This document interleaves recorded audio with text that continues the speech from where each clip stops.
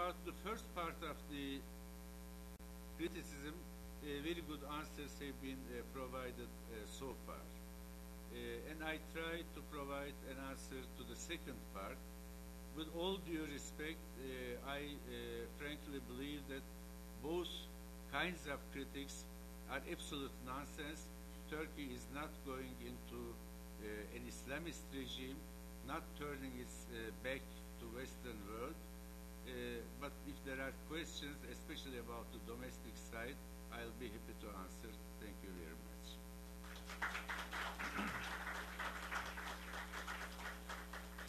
Thank you very much. Now I'll turn to Metin Efer. Thank you, Mr. Chairman. Ladies and gentlemen, since this morning I've been writing and rewriting my presentation in my mind. When I was asked to make a presentation on civil-military relations in Turkey, I was very much pleased because at this point I'm trying to prepare a special issue of Turkish studies on civil-military relations, and I'm going to make a contribution to that special issue. So I thought, this would have been a good opportunity to write the first draft of my article.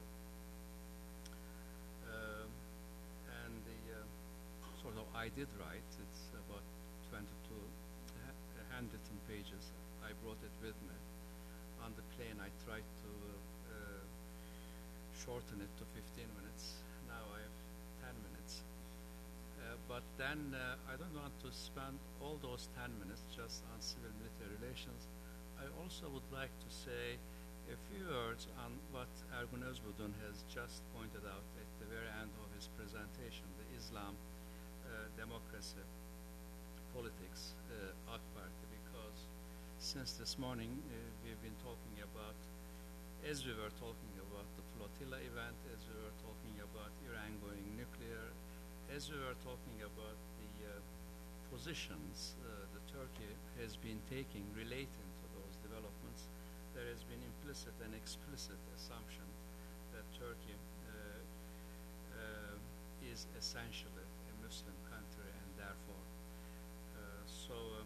I would like to add a couple of, I'd like to make a couple of remarks on that issue too. Now, let me start with the civil-military relations. Civil-military relations has been developing in Turkey towards what you might call a liberal model. I think the whole story started after the 1980 military intervention. In 1982, I myself and a colleague of mine talked to Admiral Nejat Tümer. Nejat Tümer was a member of the five-strong junta that had carried out the 1980 military intervention. We were going to discuss with him something very academic, something very scholarly, but he did not listen to us, and he drifted the conversation to the 1980 military intervention that they had carried out 2 years ago. And he asked us a very polemical question, and he asked us, hocalar, he said in Turkish, professors, should we have carried out the 1980 military intervention, or should we not have carried out the 1980 military intervention?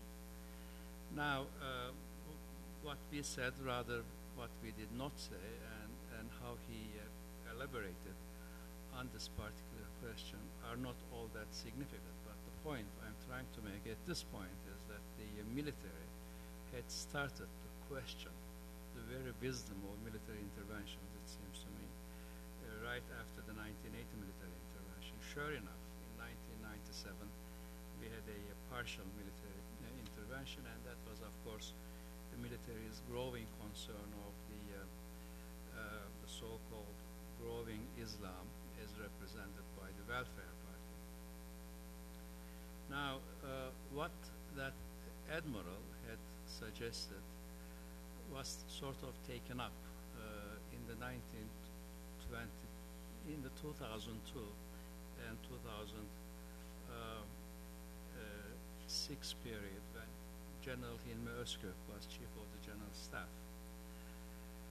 Admiral in 1982 had raised this question sort of behind the closed doors, but in that period, from 2000 to 2006, when Hilmi Özkök was Chief of the General Staff, he came out and again raised this question. And he said we should raise the question of whether or not there is any wisdom in militaries intervening in Turkish politics on a regular basis. And he did not stop there. And he said, I think when we think about these things, we should start asking the question of whether or not Atatürkism should be reinterpreted. And then he said our officer corps,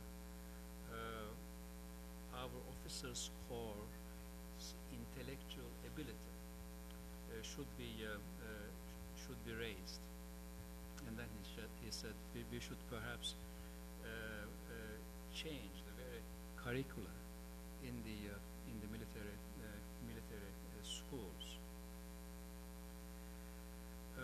Hilmi Özkök, of course, played a very significant role during those years. He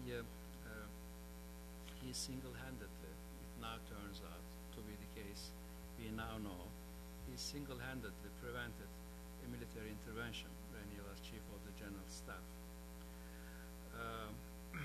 And one other thing that he pointed out during those times was that he said there may be pious people, but those pious people may conduct secular politics.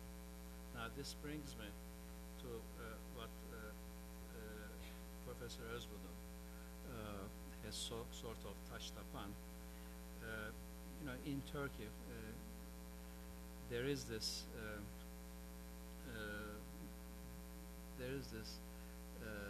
question whether or not the AK Party has been engaged in some kind of a dissimulation or takiye, in other words, whether or not they've been trying to hide their true intentions of bringing back a state based on Islam or not. Now the military for years, particularly after the religiously oriented political parties began to be formed and when they began to compete in the national elections starting in 1970, this reactionary Islam became a concern for the military. Now, with Hilmi Özkök and then today with İlker Başbuğ, the present Chief of the General Staff, this question has been sort of left behind. While Hilmi Özkök pointed out that there may be pious people who may in fact conduct secular politics. In fact, this is of course what Prime Minister at some point said. He said, we are pious people, but we prefer secular politics. So there was a coming together of minds on this very important issue. And when we come to Hilmi Özkök, at some point he said,